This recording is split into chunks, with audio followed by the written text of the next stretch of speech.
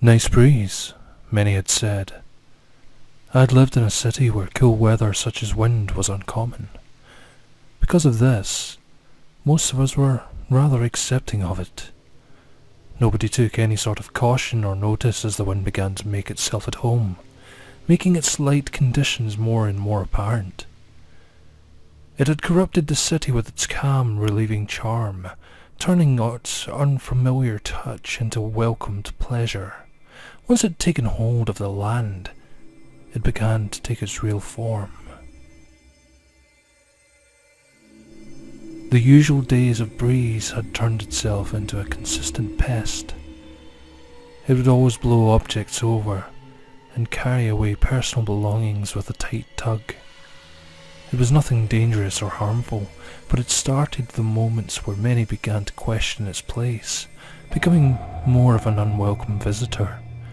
We hadn't seen calm, windless weather in a good number of weeks, which started to make some worry that we were going through a form of climate change.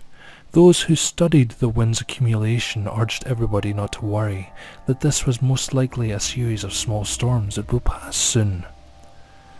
We should have left there. I should have left even sooner. The gentle breezes had disappeared. What was left of the winds was its constant powerful gales. I saw this when some decided to try and leave the city. Something about it all seemed unnatural. The gusts and gales seemed too consistent, as if it were more of a conscious spirit than just heavy, chaotic weather. When everyone was indoors, safe from its forces, it seemed to calm down, sometimes going back to what appeared to be normal. The moment when one would try to get out of town, the wind had returned, with power great enough to sometimes blow vehicles off the road. This kept many in fear. Weather channels and reporters urged everyone to stay in shelter, as it was beginning to look more like a hurricane of sorts. It still didn't seem right, even for a severe storm. The fear of the wind began with the experience of one man. He had weighed his card down, confident that it could resist the forces of the wind and make it out of the city safely. When all seemed to be calm, not a single breeze in the air, he ran for his vehicle. Before he could even reach the door, the wind had returned, differently. It didn't blow him away. It more so began to cut his skin, as if one had rubbed lines of blades on his arms, legs and face. He managed to make it back indoors before his injuries got too serious. This was mentioned on the final news broadcast in the city, and then when we had lost power, I got a message on the phone saying that rescue teams were on the way, that we would be saved as long as we stayed indoors. I wish that had been true. My memory is scarred. I had nightmares from what I saw in the next few days. I'm not even sure if I could call it wind anymore. Many ran outside believing it had vanished, only for it to return when they left defenceless. It cut them to the bone. The wind didn't immediately disintegrate its victims, but it killed them slowly. I watched as others attempted to run to shelter as their clothes, then skin, then muscles were stripped away from them, for as long as a minute. Every last piece of flesh was ripped from their bones until nothing was left but a bloodied, dark red skeletal figure. I couldn't bear to watch their suffering anymore. It boarded my windows at that point, but still, I could hear their screams that would come and go at intervals for days and nights. I had resorted to hiding, occasionally peeking outside from a hole left by my boarded windows. I don't know if there are any others left in the city to look for. After others finally stopped attempting to run, the wind had started looking for us. It sounds crazy.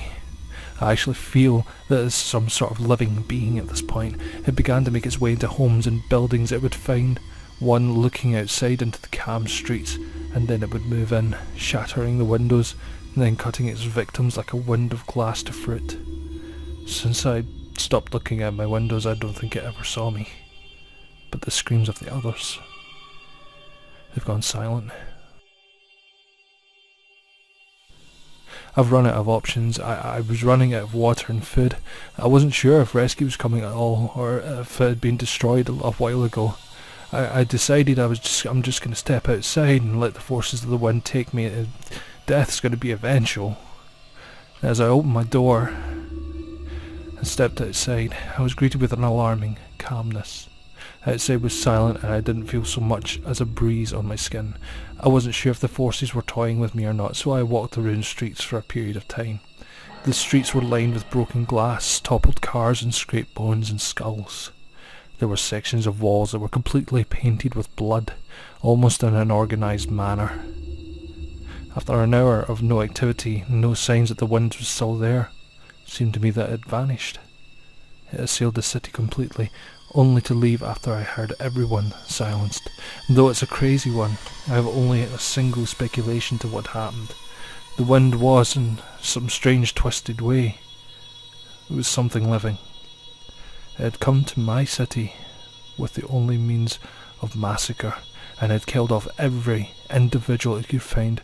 It had never found me, so I suppose that makes me a lone survivor. I'm not joyful. I'm terrified. More so then than before, all because of a single question. If this is a living creature, and it's finished its desires here, where did it go?